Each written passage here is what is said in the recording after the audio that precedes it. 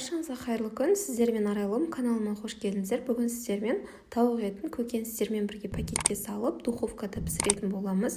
Жасалуына өте аз уақыт кетеді. Барлығын турап пакетке сала салсаңыз болғаны, сіздің зиянсыз өте дәмді кешкі асыңыз дайын болады. Видеоны соңына дейін көріп, менімен бірге болыңыздар.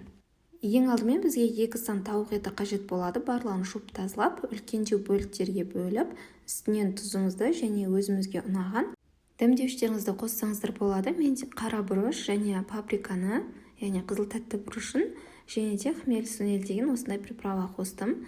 Және өзіңізге ұнаған кез келген дәмдеуішті қоса бересіздер. Мен үстінен бір тісше сарымсақ қосып, барлығын жақсылап араластырып алдым. Енді дәл осы күйінде 10 минутқа қалдырамыз.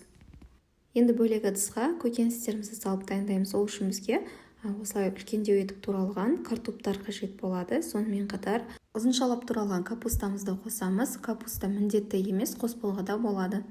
Бірақ енді капустаның дәмімен өте ерекше дәмді болады. Содан кейін жартай пішінде етіп туралған пияз және де сәбізімізді қосып, үстінен тұз, қара бұрыш, паприкамызды қосамыз. Дәмдеуіштерден қалауыңызша қоса бересіздер. Мен шамамен осылай өзіме ұнайтын дәмдеуіштерді қостым. Қызыл ашты бұрышын және де хмель сунель приправасын, сонымен қатар базиликті қостым.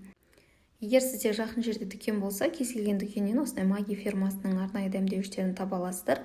Мүмкіндік болса, сол дәмдеуіштермен бірге жасасаңыздар өте керемет болып шығады. Онда осындай арнайы дәмдеуіштерді бөлек-бөлек қосып жатудан қажет жоқ. Барлығы бірге біріктірілген. Сол Магидің өзінің дәмдеуішін қосып, үстіндегі пакетімен бірге духовкада пісіре берсеңіздер болады.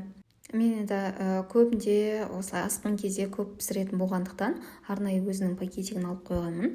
Сол себепті мен осылай бөлек приправалар қостым.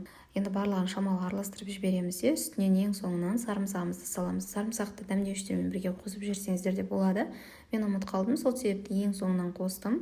Тағы да барлығын жақсылап араластырып аламын. Шамамен 5 минуттай ғана көкөністер осылай тұруы қажет. Сол кезде шамалы дәмі сіңеді. Көп ұстап қоймаңыздар.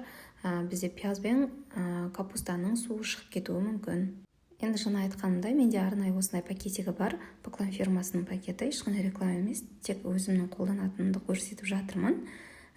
Бұл өте ыңғайлы. Ішінде арнайы осындай ленталары бар. Магидің дәмдеуішін әркез алып жүргеннен көрі осылай бір алып қойсаңыз, бағасы жағынан да тиімдірек болады. Барлығын салып, пакетке қайтадан жинап қоя саласыздар. Келесі рет қолданған кезде өзінің арнайы лентасымен тағы да қажетті мөлшерде кесіп алып қолдана бересіздер. Енді пакетигіміздің бір жағын жақсылап бекітіп аламыз. Енді пакетіміздің ең астына осылай қолдың 2 сары майынан 2 кішкене бөлшегін салып жібердім.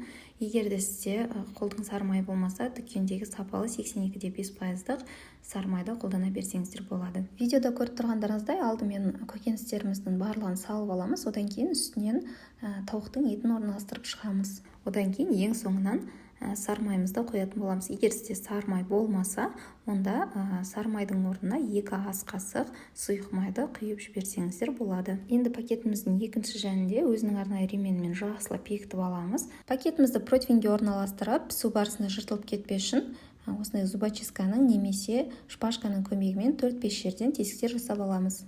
Алдын ала 190 градуста қызып тұрған пешімізге салып 50 минут пісіреміз. 50 минуттан кейін шығарып, қайшының көмегімен осылай бетін шамалы ғана ашып, кейін қолдың көмегімен осылай шет-шетіне пакетімізді жайыстырып, бетін толығымен ашып, тағы да 10 минутқа духовканың үстіңгі бөлігіне қойып, пісіріп алатын боламыз. 10 минут өтті, мінекей біздің тауығымыздың беті қызарып, кереметтей болып шықты. Міндетті түрде дәл осы рецептпен жасап, отбасыларыңызды қуантыңыздар. Сізге және сіздің отбасыңызға ұнайтынына мен сенімдімін. Алдағы уақытта шығатын жаңа әрі қызықты рецепттерді жіберіп алмас үшін каналға тіркеліп, қоңырауша белгісін басып қойды ұмытпаңыздар. Сіздермен болған Арайлым, баршаңызға рахмет.